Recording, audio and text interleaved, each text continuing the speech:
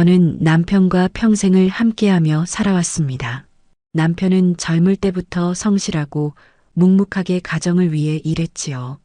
큰 소리 한 번 내지 않고 사람들 앞에서는 늘 부드럽게 웃던 그런 사람이었습니다.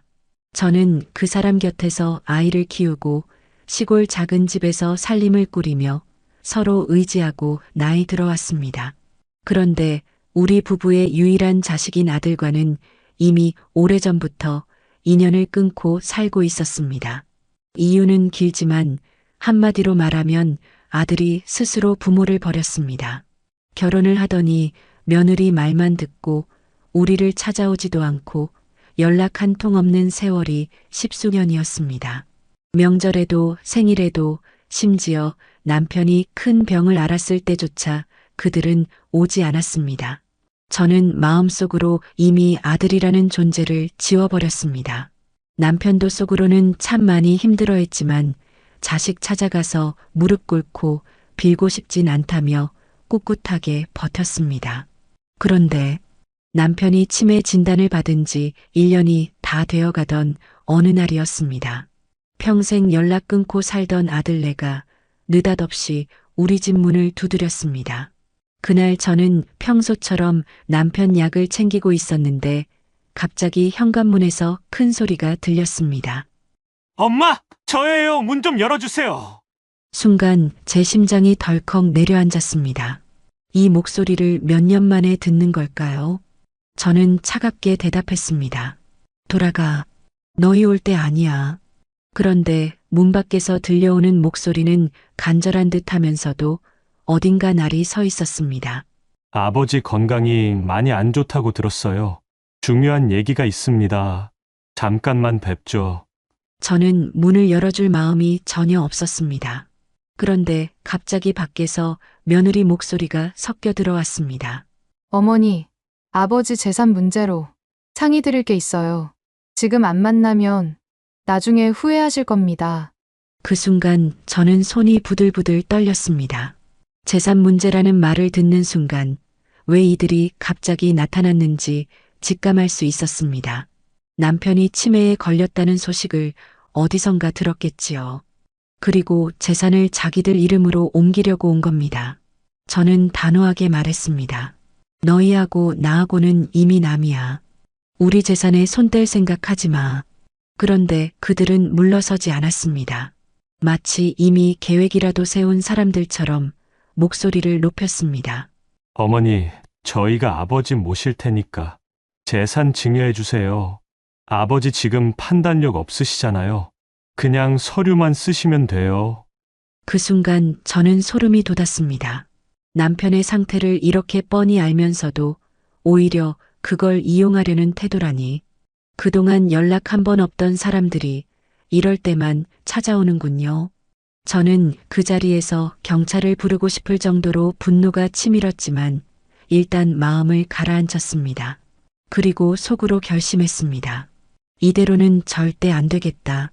확실한 증거를 잡아서 이 사람들 다는 아니더라도 최소한 며느리는 법의 심판을 받게 해야겠다. 그날 밤 저는 남편을 재워놓고 거실불을 꺼둔 채 한참을 앉아 있었습니다. 눈앞에는 며느리의 싸늘하고도 탐욕스러운 눈빛이 떠나지 않았습니다. 지금이 기회예요. 아버님 정신 더 나빠지기 전에. 그 말이 계속해서 귓가에 맴돌았습니다. 그날 이후 저는 매 순간을 경계하며 살았습니다. 아들네가 다시 들이닥칠 것 같아 현관문 잠금 장치를 2번, 3번씩 확인했습니다. 심지어 마을 이장님께도 슬쩍 말씀드렸습니다. 혹시라도 낯선 차가 우리 집 앞에 오래 서 있으면 바로 연락 달라고요. 그리고 저는 본격적으로 증거를 모으기 시작했습니다. 남편이 치매 판정을 받은 진단서부터 평소의 생활 모습이 담긴 사진과 영상까지 전부 정리했습니다. 혹시라도 아버지가 멀쩡했다라고 주장할까봐 남편이 약을 먹고 있는 장면이나 같은 질문을 반복하는 모습을 휴대폰으로 촬영해 두었습니다. 며칠 뒤 아니나 다를까 아들네가 다시 찾아왔습니다. 이번엔 더 노골적이었습니다. 남편이 거실 의자에 앉아 있을 때 며느리가 곧장 옆에 앉아 종이 몇 장을 꺼냈습니다. 아버님, 이거 그냥 사인만 하시면 돼요. 편하게 해드릴게요. 종이 위에는 증여 계약서라는 글자가 선명하게 적혀 있었습니다. 저는 그 장면을 부엌에서 몰래 녹음하고 있었습니다. 남편이 멍하니 서류를 보며 고개를 갸웃거릴 때 며느리가 다급히 말했습니다. 그냥 사인만 하시면 돼요. 이거 하면 아버님, 편하게 지내실 수 있어요. 아들은 옆에서 거들었습니다. 아버지, 이건 우리 가족끼리 약속하는 거예요. 다른 사람한테 말하시면 안 돼요. 그 말투가 너무 은밀하고 은근히 협박처럼 느껴졌습니다. 저는 부엌 문을 살짝 열고 거실을 바라보다가 일부러 크게 기침을 했습니다. 그들이 화들짝 놀라며 저를 쳐다봤습니다. 이게 뭐 하는 짓이야? 제 목소리는 떨렸지만 눈빛만큼은 단호했습니다. 며느리가 억지 웃음을 지으며 말했습니다. 아니에요. 어머니? 그냥 앞으로 어떻게 할지 이야기 나누고 있었어요. 그러면서 종이를 얼른 가방에 집어넣는 모습이 눈에 들어왔습니다. 그 순간 제 속으로 불이 활활 타올랐습니다. 저는 일부러 아무 말도 하지 않고 방으로 들어가 문을 잠갔습니다. 그리고 휴대폰에 녹음된 내용을 확인했습니다. 그들의 목소리, 증여라는 단어, 다른 사람한테 말하지 말라는 아들 목소리까지 전부 선명하게 담겨 있었습니다. 그날 밤 저는 녹음 파일을 3개로 나눠서 USB와 외장하드, 그리고 제 휴대폰에 각각 저장했습니다. 혹시라도 뺏기거나 삭제당할까 봐서였습니다. 그 다음부터 저는 아들네를 일부러 자주 불렀습니다. 남편 상태를 핑계로 그들이 더 대담해지는 순간을 기다렸습니다. 한 번은 며느리가 남편 방에 혼자 들어가서 서랍을 뒤적이는 소리를 들었습니다. 살금살금 다가가 보니 혼자 중얼거리더군요. 분명 여기 어딘가에 도장 있을 텐데. 그 순간 저는 방문을 열며 말했습니다. 찾으려는 게 그 도장이야? 내 시아버지 서명할 수 있게 하려고? 며느리는 얼굴이 하얗게 질리며 도망치듯 방을 나갔습니다. 저는 그 모습까지 전부 영상으로 남겼습니다.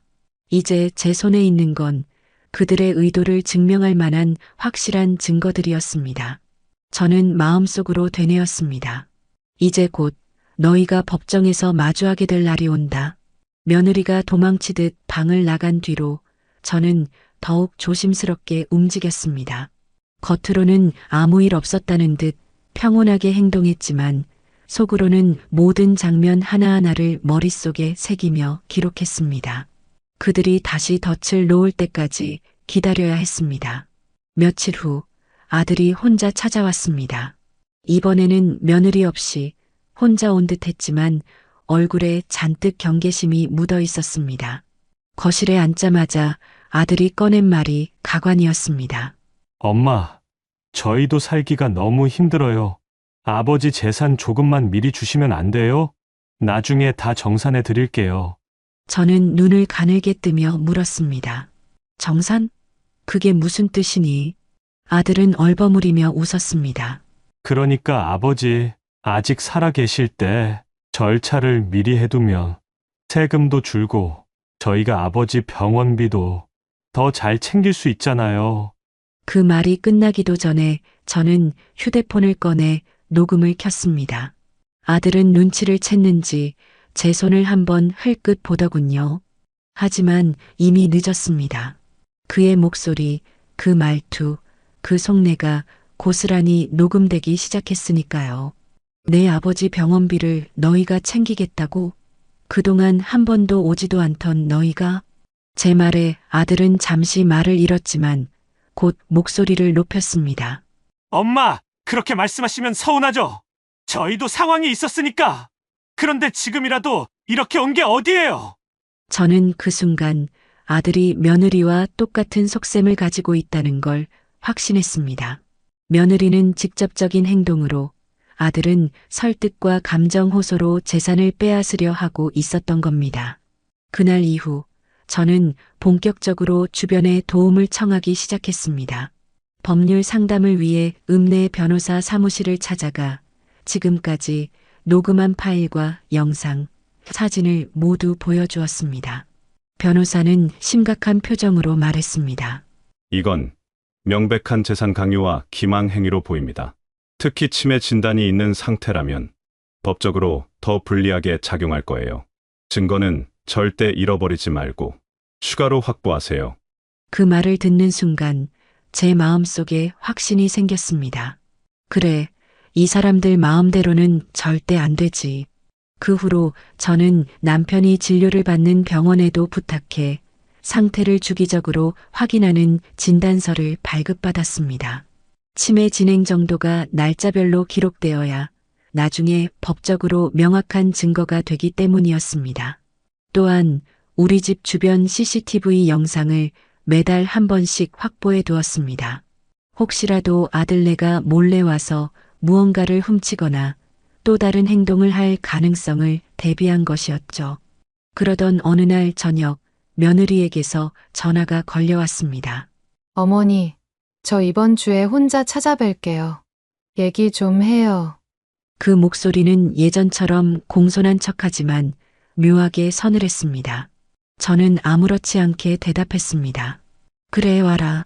하지만 속으로는 이미 준비를 마쳤습니다.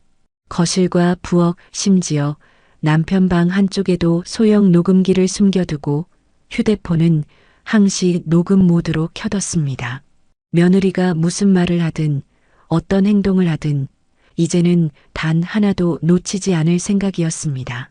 그 주 토요일 며느리가 약속대로 혼자 왔습니다. 검은 코트를 입고 손에는 서류 봉투를 들고 있었습니다. 들어오자마자 남편을 흘끗 보고는 낮게 속삭이듯 말했습니다. 어머니, 이번에 아버지 명의 아파트 제 이름으로 잠깐만 바꿔놓자고요. 나중에 다시 돌려드릴게요. 저는 숨을 고르며 최대한 담담하게 물었습니다. 내 이름으로 바꾸면 왜 나중에 다시 돌려줘야 하니? 며느리는 조금도 주저하지 않았습니다. 세금 피하려고요. 어차피 상속받을 거잖아요. 미리 해두면 절차도 간단하고. 그 말까지 저는 선명하게 녹음했습니다. 이제 모든 퍼즐 조각이 맞춰지고 있었습니다. 그들이 왜 갑자기 나타났는지, 무슨 계획을 세웠는지, 어떻게 실행하려 했는지 전부 말이요. 며느리가 떠난 뒤 저는 녹음 파일을 다시 들었습니다. 그 목소리, 그 뻔뻔한 말투, 그리고 서류 봉투를 꺼내며 아무렇지 않게 하는 제안까지 제 귀에 생생하게 남아 있었습니다. 저는 그 순간 더 이상 이 일을 미루면 안 되겠다고 마음을 굳혔습니다. 다음 날 아침 저는 남편을 돌보고 나서 작은 가방에 USB와 외장하드 그리고 출력해둔 사진 자료를 챙겼습니다. 병원에서 발급받은 진단서, 날짜별로 찍어둔 남편의 상태 기록, CCTV 캡처 화면까지 한 번 더 확인했습니다. 그리고 읍내 경찰서로 향했습니다. 경찰서 민원 접수 창구에 앉아있는 경찰관은 제 이야기를 들으며 표정이 점점 굳어졌습니다. 며느리가 이런 식으로 접근했다고요? 치매 진단이 있는 상태에서? 저는 차분히 고개를 끄덕였습니다. 네. 그리고 아들도 같이 움직였습니다. 증거는 다 여기 있습니다. 경찰관은 자료를 하나씩 받아들고 컴퓨터 화면에 입력하면서 말했습니다. 이건 강요와 사기 미수 혐의가 충분히 적용될 수 있겠네요. 증거가 명확합니다. 그 말을 듣는 순간 제 어깨에 얹혀있던 무거운 돌덩이가 조금 내려간 듯 했습니다. 하지만 저는 거기서 멈추지 않았습니다. 저는 단순히 이 사람들이 재산을 노린 것만 문제 삼는 게 아닙니다. 앞으로 절대 저희 남편에게 접근하지 못하게 해주셔야 합니다. 경찰관은 고개를 끄덕이며 임시 접근 금지 명령 절차를 안내해 주었습니다. 그날 접수증을 받아 집으로 돌아오는 길, 제 마음속엔 이상한 평온함이 찾아왔습니다. 마치 오래전부터 준비해 온 결전을 시작한 듯한 기분이었습니다. 며칠 후 경찰에서 연락이 왔습니다. 아들과 며느리를 각각 불러 조사하겠다는 내용이었습니다. 저는 그 소식을 들으며 그들이 조사실에서 무슨 변명을 할지 뻔히 상상됐습니다. 그런 의도 아니었다. 가족끼리 상의한 거였다. 아마도 이렇게 말하겠지요. 하지만 제 손에는 그들의 목소리, 표정, 행동이 고스란히 담긴 증거가 있었습니다. 그건 절대 부인할 수 없는 사실이었습니다. 조사 날짜가 다가오기 전날 저는 마지막 준비를 했습니다. 혹시 모를 상황에 대비해 자료 전부를 또 다른 USB에 복사해 변호사 사무실에도 맡겨두었습니다. 그리고 마음속으로 되뇌었습니다. 이번에는 절대 물러서지 않는다. 한 푼도, 한 조각도 이 사람들 손에 넘어가지 않게 하겠다. 조사 당일 저는 경찰서 복도 의자에 앉아 있었습니다. 조사실 문이 열리자 먼저 나온 사람은 아들이었습니다. 저를 보자마자 순간 눈을 피하더군요. 그 얼굴은 불안과 당황이 뒤섞인 표정이었습니다. 잠시 후 며느리가 나왔습니다. 평소 당당하던 기세는 온데간데 없고 입술을 꼭 깨물고 있었습니다. 그녀는 제 앞을 지나치며 작게 중얼거렸습니다. 이렇게까지 하실 줄은 몰랐네요. 저는 조용히 대답했습니다. 내가 한 짓을 보면 이렇게 하는 게 당연하지. 그 순간 그녀의 표정이 딱딱하게 굳어졌습니다. 저는 그 모습을 똑똑히 눈에 담았습니다.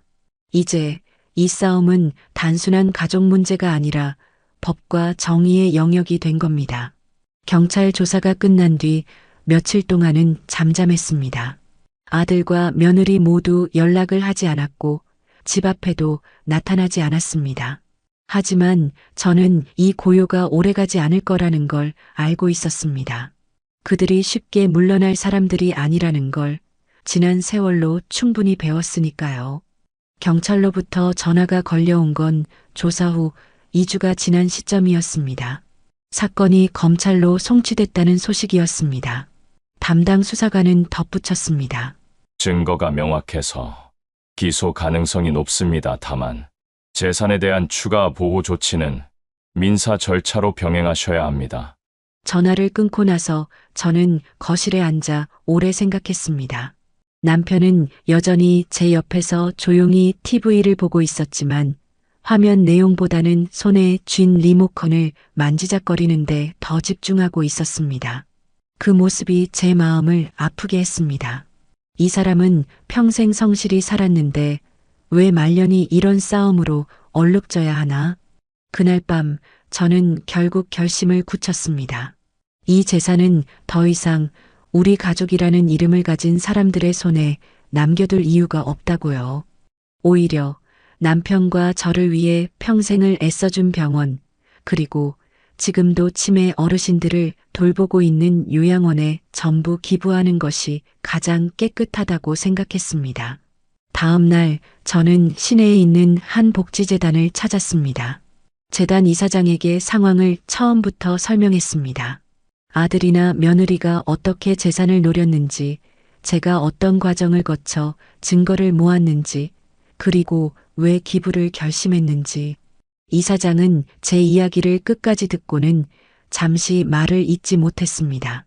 어르신 쉽지 않은 결정을 하셨네요. 정말 쉽지 않은. 저는 담담하게 웃었습니다. 저희 부부가 이 돈 가지고 저 세상까지 가져갈 수는 없잖아요. 차라리 남편과 같은 상황에 있는 분들에게 쓰이면 좋겠습니다. 그 자리에서 저는 기부 약정서 초안을 받아왔습니다. 서류를 들고 집으로 돌아오니 이상하게도 마음이 한결 가벼워졌습니다. 아들과 며느리가 아무리 발버둥 쳐도 이제는 이 재산이 그들의 손에 들어갈 방법이 없다는 확신 때문이었죠. 며칠 후 아들이 전화를 걸어왔습니다. 목소리가 거칠고 숨이 가빴습니다. 엄마, 우리가 뭘 그렇게 잘못했다고 이 지경까지 만드세요? 가족끼리 이러는 거 아니잖아요. 저는 차갑게 대답했습니다. 내가 한 짓이 가족이 할 짓이냐? 내 아버지 병을 이용해서 재산을 빼앗으려 한 게. 아들은 한참을 말이 없더니 갑자기 목소리를 낮췄습니다. 엄마, 기부 얘기 들었어요. 제발 그러지 마세요. 우리가 잘못했어요. 그 말에도 저는 흔들리지 않았습니다. 이제 와서 무슨 소용이니? 이미 서류 준비 다 됐다. 그 뒤로 며느리까지 전화를 걸어왔지만 저는 받지 않았습니다. 더 이상 그들의 목소리에 제 마음을 쓰고 싶지 않았습니다. 제 안에서 이미 끝난 인연이었으니까요. 이제 남은 건 재판 절차와 기부 계약을 공식적으로 체결하는 일뿐이었습니다.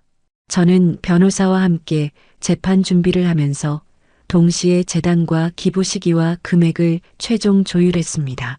모든 것이 완벽하게 맞물려 들어가는 기분이었습니다. 마치 오래전부터 이렇게 될 운명이었던 것처럼요. 재판은 생각보다 빨리 시작됐습니다. 첫 기일이 잡힌 날, 저는 변호사와 함께 법정에 들어섰습니다. 차가운 공기와 무거운 분위기 속에서 저는 한 걸음 한 걸음을 천천히 옮겼습니다. 앞줄에 앉은 아들과 며느리가 제 시선을 피하며 고개를 숙이고 있었습니다. 그들의 옆에는 역시 변호사가 앉아 있었지만 눈빛에는 자신감보다는 불안이 더 많아 보였습니다. 재판부가 들어오고 피고인석에 앉은 아들과 며느리의 신상 확인이 끝난 후 검사가 차분하게 공소 사실을 읽어내려갔습니다. 치매 환자인 피해자를 상대로 한 재산 강요와 기망 행위, 증여를 강요하려 한 정황, 그리고 이를 입증할 증거들이 조목조목 언급됐습니다. 검사 목소리가 법정에 울려 퍼질 때마다 제 가슴은 먹먹하면서도 단단해졌습니다. 제 차례가 되자 저는 증인석에 앉았습니다. 판사가 제 이름을 확인하고 선서를 요구했습니다. 양심에 따라 숨김과 보탬이 없이 사실대로 말하겠습니다. 목소리가 떨리지 않도록 저는 손에 힘을 꽉 줬습니다. 검사가 질문을 던졌습니다. 피해자는 언제부터 치매 증세를 보였습니까? 저는 조용히 그러나 또렷하게 대답했습니다. 작년 초부터 증세가 나타났고 같은 해봄에 정식 진단을 받았습니다. 그 이후 피고인들과 연락을 한 적이 있습니까? 아니요. 진단 후에 연락을 한 적은 없습니다. 오히려 그 사람들이 먼저 찾아왔습니다. 찾아와서 어떤 이야기를 했습니까? 저는 준비해온 USB를 가리켰습니다. 여기에 전부 녹음돼 있습니다. 증여 계약서에 서명하라고 강요했습니다. 심지어 남편 상태를 이용하는 발언까지 했습니다. 판사는 고개를 끄덕이며 증거를 확인하라고 지시했습니다. 검사가 녹음 파일을 재생하자 법정 안에 며느리의 목소리가 울려 퍼졌습니다. 아버님, 그냥 사인만 하시면 돼요. 이거 하면 아버님, 편하게 지내실 수 있어요. 그 순간 며느리의 얼굴이 하얗게 질렸습니다. 아들은 고개를 푹 숙이고 눈을 감았습니다. 제 변호사가 마지막으로 질문했습니다. 증인은 이 사건 이후 재산을 어떻게 하실 계획입니까? 저는 잠시 숨을 고르고 대답했습니다. 이미 결심했습니다. 남편과 제 재산 전부를 치매센터와 관련 시설에 기부할 겁니다.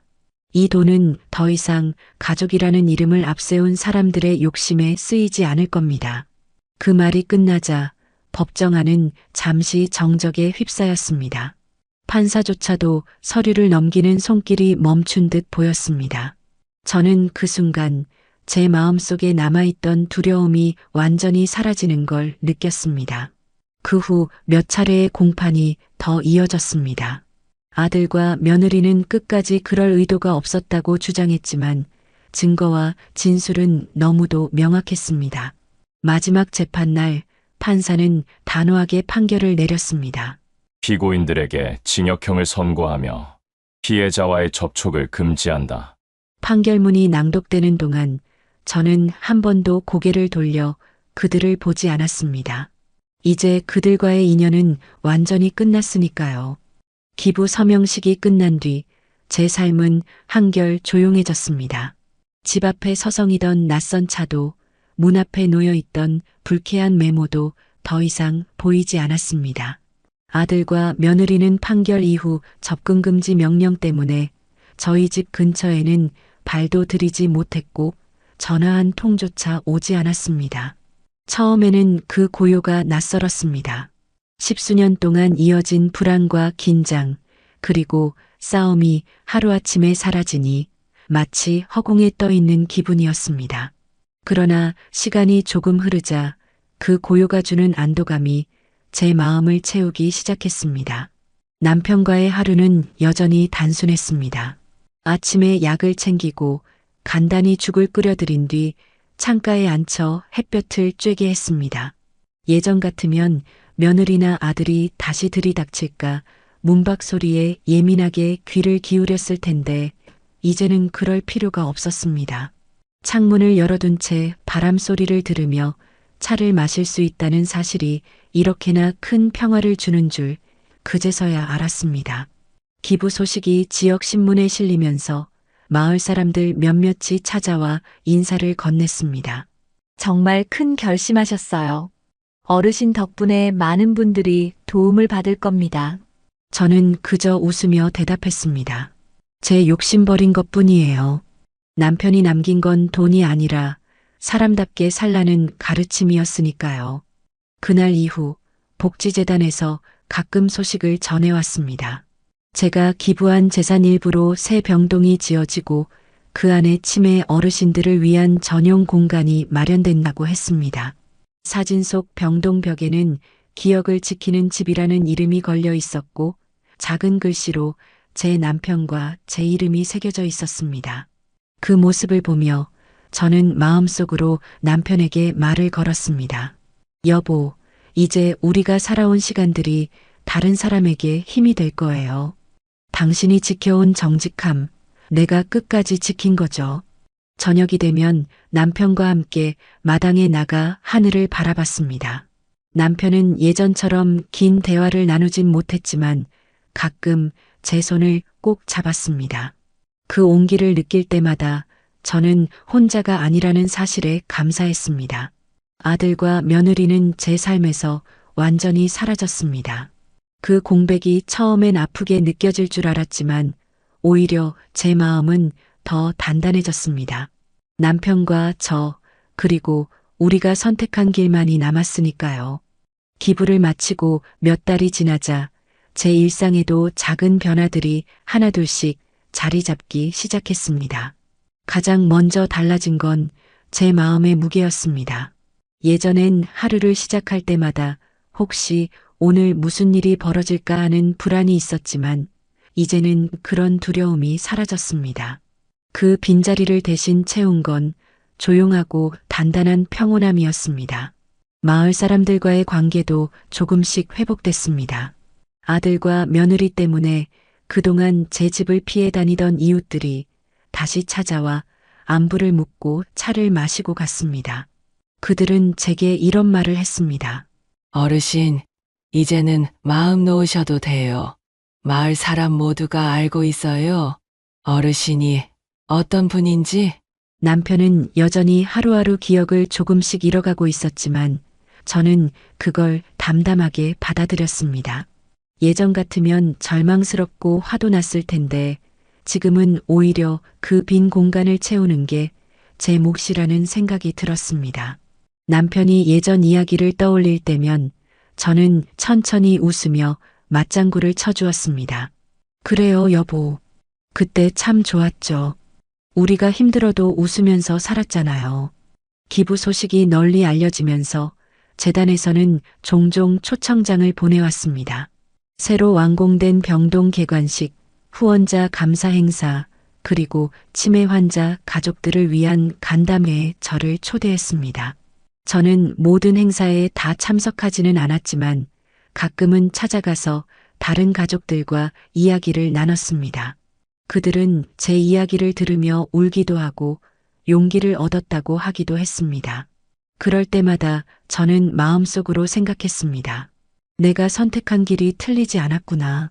봄이 되던 어느 날 재단에서 한 통의 전화를 받았습니다. 어르신, 기부금으로 지어진 병동 입구에 어르신과 남편분의 이름을 새겼습니다. 한번 보러 오시겠어요? 저는 남편을 휠체어에 태우고 병동을 찾았습니다. 하얀 벽 위에 걸린 금속 명패 속에는 남편의 이름이 빛나고 있었습니다.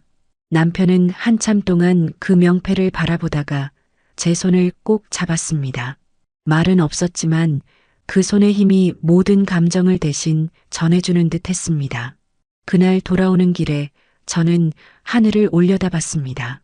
짙은 파란색 하늘 사이로 흰 구름이 천천히 흘러갔습니다.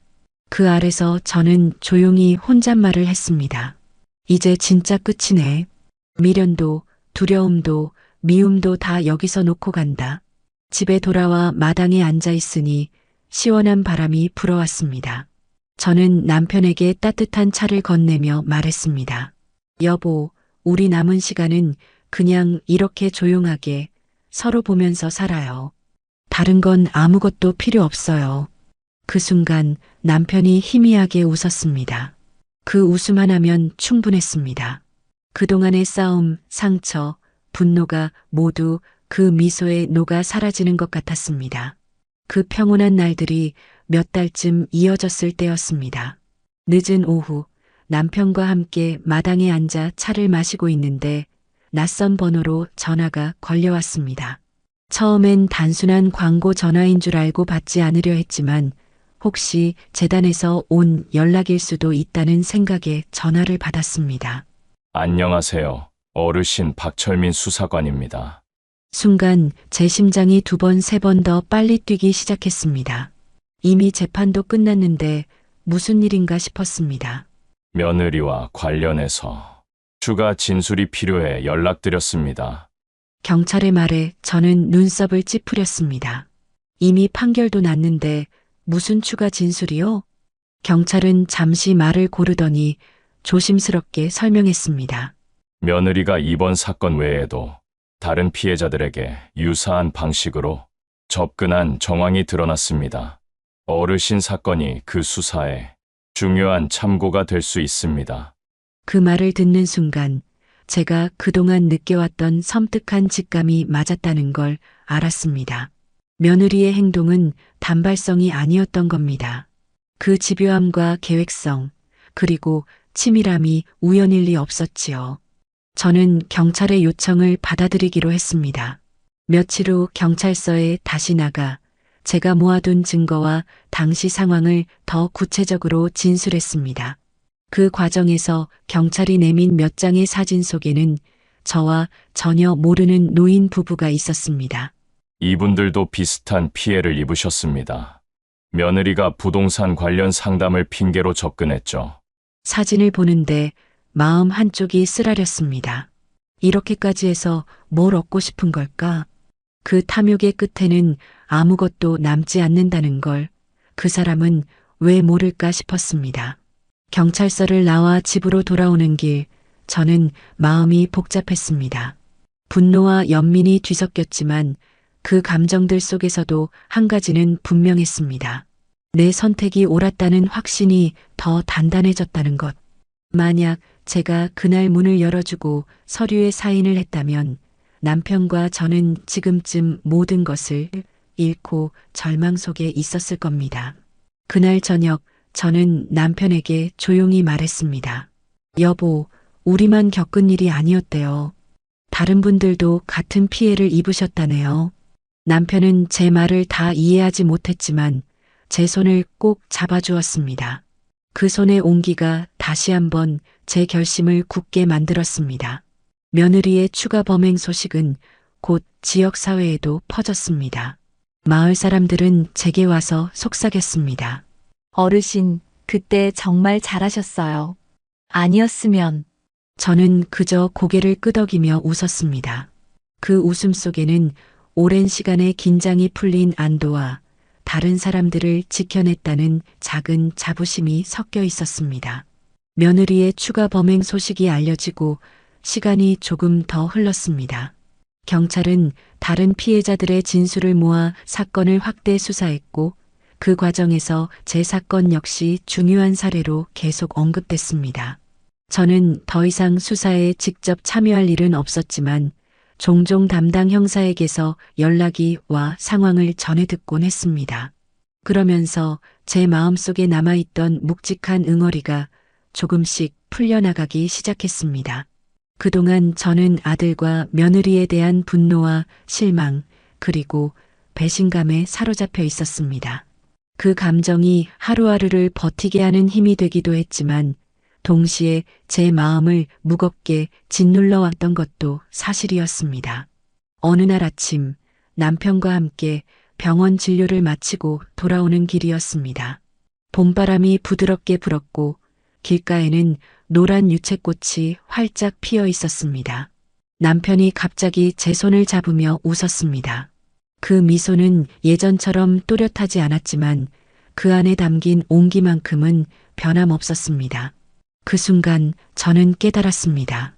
지금 제 옆에 있는 이 사람, 그리고 우리가 함께한 시간들이야말로 제가 지켜야 할 전부였다는 거요. 재산이든 다른 사람들의 인정이든 그런 건 부차적인 것이었습니다. 남편이 제 옆에 있다는 사실 하나만으로도 저는 이미 충분히 가진 사람이었습니다. 그날 저녁 마당 평상에 앉아 하늘이 붉게 물드는 걸 바라보며 저는 속으로 중얼거렸습니다. 이제 진짜로 놓아야겠다. 그 사람들에 대한 미움도 원망도 다 마음을 내려놓으니 오히려 남은 시간이 더 소중하게 느껴졌습니다. 남편과 함께하는 하루하루를 기록하고 싶어 작은 공책을 꺼냈습니다. 아침에 무슨 대화를 나눴는지, 어떤 반찬을 좋아했는지, 어떤 음악을 들으며 웃었는지, 그 소소한 기록이 쌓일수록 제 마음도 차분해졌습니다. 며칠 뒤 복지재단에서 연락이 왔습니다. 치매센터 신축 병동이 완공되었고 첫 입주 어르신들이 들어온다고 했습니다. 저에게도 와서 함께 축하해달라고 했습니다. 남편을 모시고 그곳을 찾았을 때 새하얀 건물과 정원, 그리고 환하게 웃는 직원들의 모습이 눈에 들어왔습니다. 병동 입구 한쪽 벽에 걸린 명패에는 여전히 제 남편과 제 이름이 새겨져 있었습니다. 남편은 그걸 한참 바라보다가 조용히 속삭였습니다. 우리 이름이 여기 있네. 그 목소리는 희미했지만 저는 그 안에 담긴 의미를 또렷하게 느낄 수 있었습니다. 남편과 함께 병동 안으로 들어섰을 때 깨끗하게 정돈된 복도와 창문 너머로 들어오는 따뜻한 햇빛이 제 마음까지 환하게 비쳤습니다. 벽에는 치매 환자들을 위한 그림과 사진이 걸려 있었고 조용히 흐르는 음악이 병동 전체를 감싸고 있었습니다. 간호사 한 분이 다가와 우리를 반갑게 맞이했습니다. 어르신, 여기가 다 기부 덕분에 완성된 곳이에요. 많은 분들이 여기서 편안하게 지내실 겁니다. 저는 그 말을 들으며 남편 쪽을 바라봤습니다. 남편은 천천히 고개를 끄덕이며 복도 양옆을 살펴보고 있었습니다. 그 눈빛이 잠시나마 예전에 맑고 단단했던 모습과 닮아 있었습니다. 우리는 천천히 병동을 걸었습니다. 넓은 휴게실 창가에는 어르신 몇 분이 앉아 차를 마시며 이야기를 나누고 있었고 작은 정원에는 이미 봄꽃이 피기 시작했습니다. 남편은 그 꽃을 한참 바라보다가 제 손을 꼭 잡았습니다. 그 손길에는 말로 표현하기 힘든 따뜻함이 담겨 있었습니다. 여보, 여기 참 좋네요. 남편이 짧게 그렇게 말했을 때 제 가슴 한가운데가 뭉클하게 울렸습니다. 이곳이 단지 건물이 아니라 사람들의 남은 시간을 지켜주는 안식처라는 생각이 들었습니다. 병동을 한 바퀴 돌아보고 나서 우리는 기념으로 작은 사진을 찍었습니다. 남편은 제 옆에서 환하게 웃고 있었고 저는 그 미소를 오래도록 간직하고 싶어 카메라를 조금 더 가까이 당겨 찍었습니다. 그 사진 속 우리 둘의 모습은 오랜 세월의 상처를 이겨낸 사람들의 얼굴이었습니다. 집으로 돌아오는 길, 저는 차 안에서 창밖을 바라보며 마음속으로 조용히 다짐했습니다. 이제 남은 시간은 오직 우리 둘을 위해 쓰자. 더 이상 과거에 발목 잡히지 말고 미움 대신 고마움으로 채우자. 그날 밤 저는 잠자리에 들기 전 남편의 손을 잡고 말했습니다. 여보, 이제 우리 마음 편히 지내요. 남은 날은 그냥 서로 보고 웃으면서 살아요. 남편은 대답 대신 제 손을 더 세게 잡았습니다. 그 온기가 제 마음 깊은 곳까지 스며들었습니다. 그 후로 우리 집의 하루는 아주 단순하게 흘러갔습니다. 아침이면 창문을 열어 햇볕을 들이고 남편에게 약을 챙겨주고 간단한 식사를 함께 했습니다. 오전에는 라디오를 켜놓고 예전 가요를 들었고 오후에는 마당에 나가 꽃을 가꾸거나 차를 마셨습니다. 그렇게 며칠, 몇 주가 흘렀습니다. 그런데 초여름이 시작되려던 어느 날 우편함 속에서 두툼한 봉투 하나를 발견했습니다. 보낸 사람 이름은 없었지만 받는 사람 난에는 제 이름이 또박또박 적혀 있었습니다. 봉투를 열어보니 편지와 함께 오래된 사진 한 장이 들어 있었습니다. 편지는 짧았습니다. 이 편지를 쓰는 이유는 그동안의 잘못을 조금이라도 갚고 싶어서입니다. 변명은 하지 않겠습니다. 다만 언젠가 용서받을 날이 오길 바랍니다. 사진 속에는 오래전 가족 모임에서 찍힌 모습이 담겨 있었습니다. 아직 젊었던 저와 남편, 그리고 그 옆에 있던 아들, 며느리, 그리고 손주가 웃고 있었습니다. 그 웃음이 지금의 기억 속 모습과는 너무 달라서 잠시 동안 숨이 막히는 것 같았습니다. 남편에게 사진을 보여주자 그는 한참을 들여다보다가 조용히 물었습니다. 이 사람들이 누구예요? 그 질문에 가슴이 먹먹해졌습니다.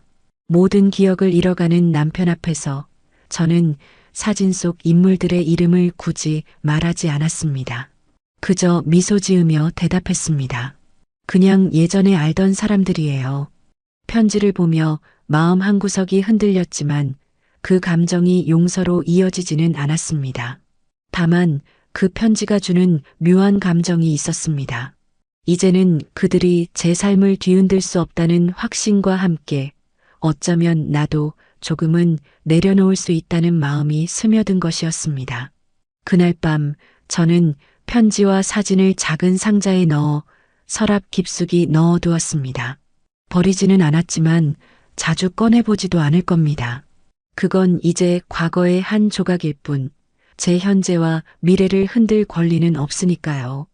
편지를 서랍 속에 넣어둔 뒤로 계절은 천천히 여름에서 가을로 넘어갔습니다. 아침 저녁으로 바람이 서늘해졌고 마당의 감나무 잎은 조금씩 붉게 물들기 시작했습니다. 남편과 저는 여전히 같은 자리, 같은 시간에 앉아 하루를 보냈습니다. 가을 햇살은 부드러웠습니다. 남편을 휠체어에 태워 동네 작은 공원을 한 바퀴 돌고 나면 그가 잠시 눈을 감고 햇볕을 쬐는 시간이 있었습니다. 그 모습을 보며 저는 속으로 중얼거렸습니다. 이 시간이 오래오래 이어졌으면 좋겠다. 하지만 한편으로는 시간이 우리를 기다려주지 않는다는 것도 잘 알고 있었습니다.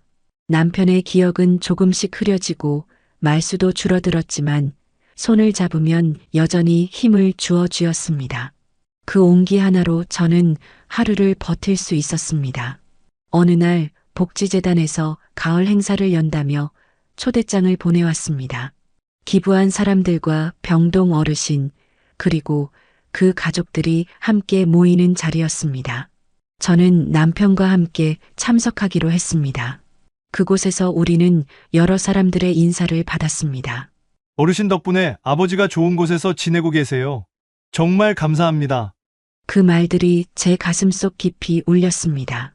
아들과 며느리에게 빼앗길 뻔했던 재산이 이렇게 누군가의 안식처가 되어 있다는 사실이 저를 더 단단하게 만들었습니다. 행사가 끝나갈 무렵 재단 관계자가 조용히 다가와 작은 꽃다발을 건넸습니다. 이건 남편분께 드리는 거예요. 이곳의 첫 기부자 부부니까요. 남편은 꽃을 받아들고 한참을 바라보다가 제 손에 쥐어주었습니다. 당신이 받아요. 이건 당신 덕분이에요. 그 말에 저는 잠시 말을 잇지 못했습니다. 집으로 돌아오는 길, 저는 창밖의 황금빛 논을 바라봤습니다. 그리고 문득 이 계절이 우리에게 마지막으로 주어지는 선물 같다는 생각이 들었습니다. 남편이 제 옆에 있는 이 시간, 그리고 제가 지켜낸 이 평온이 더없이 소중하게 느껴졌습니다. 가을이 한층 깊어지자 집안에도 서늘한 공기가 스며들었습니다. 저는 저녁마다 보일러를 조금씩 올리고 남편의 무릎 위에는 두툼한 담요를 덮어주었습니다. 창밖으로는 감나무의 잎이 거의 떨어져 나가 이제는 주홍빛 가미가지 끝에 달랑달랑 매달려 있었습니다. 어느 날 저녁 남편과 저는 거실에서 나란히 앉아 있었습니다. 라디오에서는 오래된 트로트가 흘러나왔고 남편은 그 멜로디를 따라 흥얼거리다 말았습니다. 그러더니 제 손을 조심스레 잡으며 물었습니다. 우린 행복하게 살았나요? 그 질문은 제 가슴을 찌르듯 파고들었습니다. 순간 눈물이 차올랐지만 저는 꾹 참으며 미소 지었습니다. 그럼요. 여보랑 함께한 시간은 다 행복했어요. 힘든 일도 많았지만 그래도 우리는 서로 지켰잖아요. 남편은 제 얼굴을 잠시 바라보다가 천천히 고개를 끄덕였습니다. 그 눈빛 속에는 희미하지만 분명한 안도감이 담겨 있었습니다. 그 순간 저는 마음속 깊은 곳에서 하나의 결심을 했습니다. 남편이 기억을 잃어도 끝까지 제가 두 사람 몫의 기억을 안고 가겠다고. 그날 이후 저는 남편과의 대화를 더 자주 녹음하고 사진을 찍기 시작했습니다. 언젠가 그가 제 이름조차 기억하지 못하게 되더라도 그 순간의 표정과 목소리를 남겨두고 싶었습니다. 그건 제게 남은 시간 동안 할 수 있는 마지막 지킴이의 역할이었습니다. 그러던 어느 날 병동에서 연락이 왔습니다. 곧 연말을 맞아 작은 음악회를 연다고 했습니다. 남편이 음악을 좋아했던 걸 기억한 저는 그 소식을 듣고 흔쾌히 참석하기로 했습니다. 그날 남편이 어떤 반응을 보일지 마음 한구석이 기대와 두려움으로 뒤섞였습니다. 음악회 날 우리는 조금 일찍 병동에 도착했습니다. 강당 안은 이미 환한 조명 아래 의자들이 가지런히 놓여 있었고 무대 위에는 악기들이 준비돼 있었습니다. 병동 어르신들과 가족들이 하나둘씩 자리에 앉으며 웅성거렸고 남편은 제 손을 꼭 잡은 채 천천히 고개를 돌려 주변을 살폈습니다. 공연이 시작되자 바이올린 소리가 잔잔하게 퍼졌습니다. 첫 곡은 오래전 우리가 결혼식에서 들었던 축가와 비슷한 멜로디였습니다. 남편이 제 얼굴을 바라보더니 아주 천천히 입꼬리를 올렸습니다. 그 미소는 짧았지만 제겐 오래전의 시간이 한순간에 되살아나는 듯 했습니다. 세 번째 곡이 시작되었을 때 저는 숨이 멎는 줄 알았습니다. 그 곡은 우리가 젊었을 때 함께 즐겨 듣던 노래였습니다. 라디오에서 흘러나오면 꼭 볼륨을 높이고 부엌에서 요리를 하다 말고 같이 따라 부르던 그 노래. 놀랍게도 남편이 갑자기 가사를 따라 부르기 시작했습니다. 발음은 또렷하지 않았지만 박자와 멜로디는 분명하게 기억하고 있었습니다. 저는 눈물이 왈칵 쏟아질 뻔했지만 그 순간을 놓치고 싶지 않아 가만히 그의 손을 더 세게 쥐었습니다. 남편은 끝까지 노래를 흥얼거렸고 곡이 끝난 뒤에도 여운이 남은 듯 조용히 미소 지었습니다. 그 장면이 제 마음속 깊이 새겨졌습니다. 남편의 기억이 점점 사라져도 우리 둘만의 노래와 함께한 시간은 어딘가에 남아있다는 걸 확인한 순간이었으니까요. 그리고 저는 확신했습니다. 아무리 세월이 흐르고 기억이 희미해져도 우리가 함께한 삶의 본질은 결코 사라지지 않는다는 것을. 행사가 끝난 후 저는 남편을 병동 앞 벤치에 앉히고 조용히 말했습니다. 여보, 오늘 정말 좋았어요. 당신 덕분에 제 마음이 참 따뜻해졌어요. 남편은 제 손을 쥔 채 고개를 끄덕였습니다. 그 단순한 동작 하나가 제겐 어떤 말보다 깊은 대답이었습니다. 음악회가 끝난 뒤 계절은 금세 겨울로 접어들었습니다. 아침마다 유리창에 서리가 내려앉았고 바깥 공기는 손끝이 얼어붙을 만큼 차가워졌습니다. 저는 보일러 온도를 조금 더 올리고 남편의 침대 곁에 전기방석을 깔아주었습니다. 겨울 첫눈이 내리던 날, 우리는 거실 창가에 나란히 앉아 하얀 세상을 바라봤습니다. 눈송이가 소리 없이 내려와 마당을 덮고 지붕 위에도 순식간에 하얀 이불이 깔렸습니다. 남편은 창밖을 보다가 천천히 제 쪽으로 고개를 돌렸습니다. 그리고 조용히 물었습니다. 당신이 제 아내 맞죠? 그 한마디에 제 심장이 쿵 내려앉았습니다. 잠시 숨을 고르고 저는 부드럽게 대답했습니다. 그럼요. 여보의 아내 맞아요.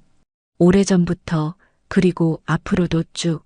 남편은 잠시 저를 바라보다가 마치 안도하는 듯 숨을 내쉬었습니다. 그 표정이 얼마나 순수하고 연약해 보이던지 가슴이 저려왔습니다. 저는 그 순간 깨달았습니다. 비록 그는 제 이름을 잊을 수 있어도 제 존재만큼은 어딘가에 남아있다는 거요. 그날 밤 저는 남편 옆에 앉아 오래도록 그의 손을 잡고 있었습니다. 밖에서는 눈이 계속 내렸고 방 안은 온기로 가득했습니다. 저는 속으로 다짐했습니다. 남은 시간이 얼마든 나는 끝까지 이 사람 곁에 있겠다. 이 사람의 세상이 다 사라져도 나는 마지막까지 그의 빛이 되겠다. 이 결심을 한 순간 마음 한구석에 남아있던 지난날의 상처와 분노가 서서히 녹아내렸습니다. 아들과 며느리에 대한 미움도 그들이 남긴 상흔도 이제는 더 이상 제 안에서 힘을 쓰지 못했습니다. 그 자리를 대신 채운 건 오직 남편과의 지금 이 순간이었습니다. 겨울이 깊어가던 어느 날 병동에서 특별한 소식이 전해졌습니다. 해마다 연말이 되면 가족들이 함께하는 기억의 하루라는 작은 행사를 연다는 것이었습니다. 환자와 가족이 함께 사진을 찍고 짧은 영상을 남기며 그 순간을 오래도록 간직할 수 있게 해주는 행사였습니다. 저는 망설임 없이 신청서를 제출했습니다. 남편의 기억 속에서 오늘이 내일이면 사라질지라도 그 순간을 기록으로 남길 수 있다면 그것만으로도 충분했으니까요. 행사 당일 병동 안은 따뜻한 조명과 장식으로 가득했습니다. 작은 크리스마스 트리가 세워져 있었고 벽에는 가족들이 함께 찍은 사진들이 걸려 있었습니다. 직원들이 마련한 의상과 소품 중에서 저는 남편에게 어울릴 만한 짙은 회색 니트를 골랐습니다. 그리고 저는 오래전 결혼식 사진 속에서 입었던 것과 비슷한 색의 목도리를 둘렀습니다. 사진 촬영 시간이 되자 남편은 의자에 앉았고 저는 그 옆에 나란히 섰습니다. 사진작가가 웃으라고 말했을 때 남편은 잠시 저를 바라보다가 미소를 지었습니다. 그 표정은 예전의 그와 너무도 닮아 있었습니다. 찰칵 셔터 소리가 울리고 그 순간이 영원히 프레임 속에 담겼습니다. 촬영이 끝난 뒤 짧은 영상 인터뷰 시간이 있었습니다. 직원이 남편에게 물었습니다. 지금 옆에 계신 분이 누구세요? 남편은 잠시 생각하더니 또박또박 대답했습니다. 내 사람이에요. 그 한마디에 저는 눈물이 왈칵 쏟아질 뻔했지만 꾹 참으며 그의 손을 잡았습니다. 기억이 희미해져도 관계의 본질은 여전히 그 안에 남아있다는 걸 느낀 순간이었습니다. 행사가 끝난 뒤 우리는 작은 액자에 담긴 사진과 USB에 저장된 영상을 받아 집으로 돌아왔습니다. 저는 그것을 서랍 속 깊숙이 넣으며 속으로 중얼거렸습니다. 이게 우리의 증거다. 우리가 함께 살아왔다는, 그리고 끝까지 함께 했었다는. 그 특별한 하루가 지나고 며칠 뒤 올해 마지막 눈이 내렸습니다. 창밖에는 소복이 쌓인 눈 위로 가로등 불빛이 은은하게 번졌고 집안은 고요하게 잠들어 있었습니다. 그날 밤 저는 남편을 재운 뒤에도 쉽게 잠이 오지 않아 거실에서 따뜻한 차를 마시고 있었습니다. 잠시 후 남편이 천천히 방에서 걸어 나왔습니다. 담요를 어깨에 걸친 채 제 옆에 앉으며 중얼거렸습니다. 밖이 참 조용하네요. 그 말투는 오랜만에 듣는 또렷하고 차분한 목소리였습니다. 저는 웃으며 고개를 끄덕였습니다. 그러게요. 눈이 이렇게 많이 오는 날은 세상이 멈춘 것 같아요. 남편은 창밖을 한참 바라보다가 갑자기 제 손을 잡았습니다. 그 손길이 오래도록 떨림 없이 단단했습니다. 당신이 있어서 참 다행이에요. 그 짧은 말에 제 가슴이 벅차올랐습니다. 그동안 수없이 다짐했던 결심들이 이 한마디로 보상받는 것 같았습니다. 우리는 말없이 한동안 눈 내리는 풍경을 바라봤습니다. 창문에 맺힌 서리 너머로 떨어지는 눈송이들이 조용히 포개지고 마당 가득 쌓이는 모습이 참 평화로웠습니다. 그 순간 저는 깨달았습니다. 내가 지켜온 건 단순히 재산이나 시간만이 아니라 이 사람과 함께한 우리의 세상이었다는 거요.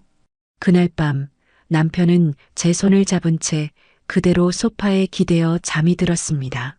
저는 그 곁에서 조용히 숨소리를 들으며 이 겨울이 우리에게 주는 마지막 선물이 오래오래 머물길 빌었습니다. 겨울의 끝자락, 햇살이 조금씩 길어지기 시작한 어느 날이었습니다. 찬바람 속에도 봄 기운이 스며드는 듯했고 마당 한쪽의 매화나무 가지에는 작은 봉우리가 맺히고 있었습니다. 그날은 남편의 컨디션이 유난히 좋아 보였습니다. 아침 식사를 마치고 나서 그는 스스로 휠체어 대신 천천히 걸어 마당으로 나가자고 했습니다. 저는 팔을 붙잡아주며 조심조심 그를 마당으로 이끌었습니다. 마당에 나와 매화나무 앞에 서자 남편은 한참을 그 봉우리를 바라봤습니다. 그리고 조용히 말했습니다. 이 나무 우리가 처음 이 집에 왔을 때도 있었죠?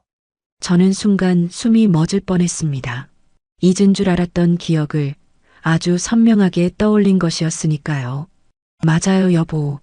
그때 이 나무는 아주 작았는데 우리랑 같이 나이를 먹었죠. 남편은 고개를 끄덕이며 손을 뻗어 봉우리를 살짝 만졌습니다. 그 손끝이 아주 조심스러웠습니다. 마치 오래 기다린 무언가를 다시 만나는 것처럼요. 우리는 그렇게 한동안 나무 앞에 서 있었습니다. 바람이 불어 봉우리가 살짝 흔들렸고 그 안에서 봄이 다가오고 있다는 조용한 기척이 느껴졌습니다. 그 순간 제 마음도 함께 풀려나갔습니다. 오랜 세월 쌓였던 상처와 분노, 그리고 버거웠던 무게가 서서히 녹아 사라지는 것 같았습니다. 남편은 잠시 뒤 제 손을 꼭 잡고 말했습니다. 당신 덕분에 내가 아직 여기 서 있는 것 같아요. 저는 그 말에 아무 대답도 하지 않고 그저 그의 손을 더 세게 잡았습니다. 그 온기가 제 손끝에서 심장까지 전해졌습니다. 그날 저녁 우리는 마당의 매화나무를 창문 너머로 바라보며 조용히 차를 마셨습니다. 밖은 아직 겨울이었지만 제 마음속에는 이미 봄이 피기 시작하고 있었습니다. 며칠 뒤 햇살이 한층 더 따뜻해진 아침이 찾아왔습니다. 창문을 열자 매화나무 봉우리 몇 개가 드디어 터져 흰 꽃잎이 모습을 드러냈습니다. 작지만 단정한 그 꽃들은 바람에 살짝 흔들리며 마치 우리에게 봄이 왔음을 알리는 듯 했습니다. 저는 남편을 부드럽게 깨웠습니다. 여보, 매화가 피었어요. 오늘은 마당에 나가서 같이 봐요. 남편은 천천히 눈을 뜨고 제 목소리를 따라 고개를 끄덕였습니다. 우리는 담요를 어깨에 걸치고 마당으로 나갔습니다. 햇볕 아래 선 매화나무는 그동안 기다린 시간이 무색할 만큼 환하게 피어 있었습니다. 남편은 나무 앞에 서서 오랫동안 꽃을 바라봤습니다. 그리고 아주 낮은 목소리로 중얼거렸습니다. 참 예쁘네요. 우리 인생 같아요. 힘든 겨울 지나고 이렇게 다시 피잖아요. 그 말을 듣는 순간 제 눈가가 뜨거워졌습니다. 그동안 우리가 견뎌낸 모든 날들이 스쳐 지나갔습니다. 아들과 며느리와의 고통스러운 싸움, 긴 법정 공방, 그리고 재산을 지켜내고 기부까지 마쳤던 날들. 그 모든 겨울 같은 시간이 있었기에 지금 이 순간이 더 빛나는 것이겠지요. 저는 남편 옆에 서서 그 매화를 함께 바라봤습니다. 맞아요. 우리도 이렇게 버텼으니까 다시 피었네요. 남편은 제 손을 잡고 미소 지었습니다. 그 미소가 이번 겨울의 끝과 함께 우리 이야기를 완전히 감싸 안아주는 듯 했습니다. 그날 오후 저는 작은 결심을 했습니다. 이제는 더 이상 과거를 되새기지 않겠다고. 앞으로는 오직 오늘과 내일, 그리고 우리 둘의 남은 시간을 위해 살겠다고. 그 다짐이 마음속 깊이 내려앉자 마치 숨이 훨씬 더 편해진 듯 했습니다. 며칠이 지나자 매화나무는 온통 하얀 꽃으로 뒤덮였습니다. 마당에 나서면 은은한 향기가 바람을 타고 집안까지 스며들었고 그 향기만으로도 하루가 한결 부드러워지는 듯 했습니다. 그날 아침 남편의 표정이 유난히 편안해 보였습니다. 아침 식사를 마치고 나서 그는 조용히 말했습니다. 오늘은 그냥 밖에서 오래 있고 싶어요. 저는 작은 의자를 마당 매화나무 그늘 아래에 두고 따뜻한 담요와 차를 준비했습니다. 우리는 나란히 앉아 봄볕을 받으며 차를 마셨습니다. 남편은 잔을 두 손으로 감싸 쥐고 매화 꽃잎이 바람에 흩날리는 모습을 한참 바라봤습니다. 꽃이 지면 또 여름이 오겠죠? 그 물음에 저는 고개를 끄덕이며 대답했습니다. 그렇죠. 그리고 또 가을, 또 겨울이 오고요. 남편은 미소를 지으며 이어 말했습니다. 그래도 이렇게 매번 다시 피는 걸 보면 사는 게 참 대단해요. 그 목소리는 나지막했지만 제 마음 한가운데 깊이 울렸습니다. 그날 하루는 시계의 바늘마저 느리게 움직이는 것 같았습니다. 점심을 먹고 난 후에도 우리는 계속 마당에 앉아 있었고 해가 지기 전까지 거의 말을 하지 않았습니다. 대신 서로의 손을 잡고 눈앞의 풍경을 함께 바라봤습니다. 그 침묵 속에는 긴 세월의 이야기와 남은 시간을 함께 지켜가겠다는 약속이 묻혀 있었습니다. 저녁 무렵 매화나무 위로 지는 해가 붉게 물들었습니다.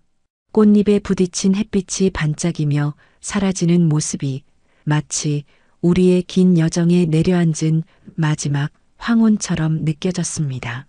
해가 완전히 저물자 마당은 차가운 공기와 함께 고요에 잠겼습니다. 매화향은 더 짙어졌고 별빛이 하나둘 하늘에 떠올랐습니다. 저는 남편을 부축해 거실로 들어오게 한 뒤 벽난로 앞에 놓인 소파에 함께 앉았습니다. 조용히 불꽃이 타오르는 소리를 들으며 남편이 제 손을 잡았습니다. 그 손길은 하루 종일 따뜻하게 데워진 햇볕처럼 부드러웠습니다. 잠시 침묵이 흐른 뒤 그는 낮게 물었습니다. 당신은 후회되는 게 없어요? 그 질문은 제 마음을 깊이 울렸습니다. 저는 잠시 생각하다가 고개를 천천히 저었습니다. 없어요. 힘든 일도 많았지만 결국 우리가 이렇게 함께 있잖아요. 그게 다예요. 남편의 눈가에 미소가 번졌습니다. 나도 그래요. 기억이 자꾸 사라져도 당신 얼굴은 꼭 남기고 싶어요. 그 말에 저는 목이 메었지만 억지로 웃으며 그의 손을 더 꽉 잡았습니다. 그럼 여보, 오늘처럼 이렇게 손만 잡고 있어도 돼요. 말이 없어도 다 알 수 있으니까. 남편은 고개를 끄덕이며 제 어깨에 살짝 기대었습니다. 그 순간 시간마저 우리 둘만을 위해 멈춰준 듯 했습니다. 벽난로의 불빛이 점점 잦아들고 창밖에는 매화향이 스며든 밤 공기가 감돌았습니다. 저는 속으로 조용히 다짐했습니다. 이 사람 곁에서 끝까지, 그리고 마지막까지 웃으면서. 그날 밤 이후 며칠 만에 찾아온 이른 봄 아침은 유난히 맑았습니다. 창문을 열자 차가운 기운 속에서도 부드러운 바람이 스며들었고 멀리서 참새의 지저귀는 소리가 들려왔습니다.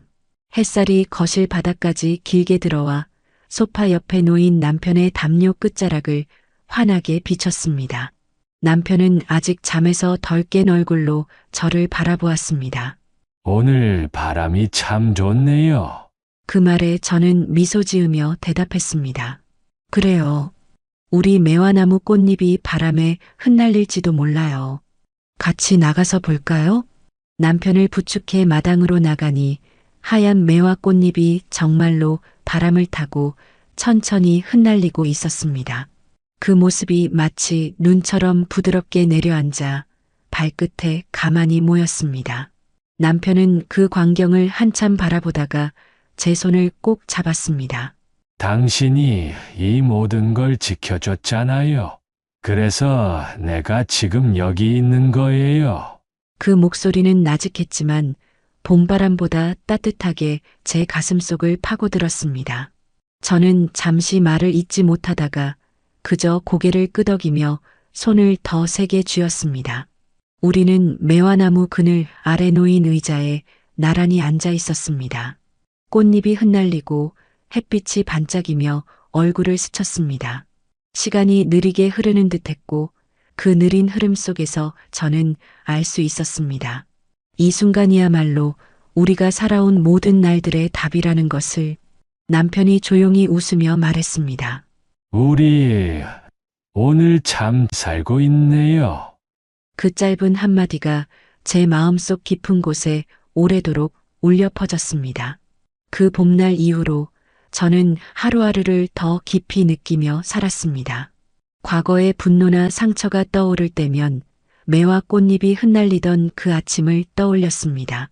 남편이 제 손을 꼭 잡으며 했던 말, 우리 오늘 참 살고 있네요. 그 한마디가 제 마음속에서 조용히 자라 모든 아픈 기억들을 덮어주었습니다. 아들과 며느리는 여전히 소식이 없었지만 더 이상 그들의 부재가 저를 흔들지 않았습니다. 그들은 제 삶에서 이미 먼 계절이었고 저는 지금 제 곁에 있는 단 한 사람과 남은 시간을 지켜가는 것으로 충분했습니다. 여름이 오기 전 매화 꽃잎은 모두 떨어지고 초록 잎이 무성하게 자라났습니다. 그 나무 아래서 남편과 저는 종종 차를 마셨습니다. 햇빛이 잎 사이로 스며들고 바람이 부드럽게 불어오는 그 순간들이 저에게는 세상 어떤 재산보다 값졌습니다. 가끔은 병동에서 연락이 와 기부한 재산이 어떻게 쓰이고 있는지 소식을 전해주었습니다. 그 소식을 들을 때마다 저는 알 수 있었습니다. 제가 내린 선택이 단지 우리를 지킨 것에 그치지 않고 누군가의 삶을 바꾸고 있다는 것을.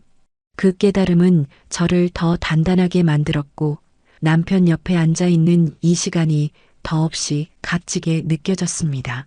어느 저녁 노을이 붉게 물든 마당을 바라보던 남편이 조용히 속삭였습니다. 당신 덕분에 내가 참 오래 잘 살았어요. 그 말을 들은 순간 저는 눈물이 고였지만 웃으며 대답했습니다. 아니에요, 여보. 우리 둘이 같이 잘 살아온 거예요. 그날 밤 저는 창밖에 뜬 달을 보며 속으로 마지막 다짐을 했습니다.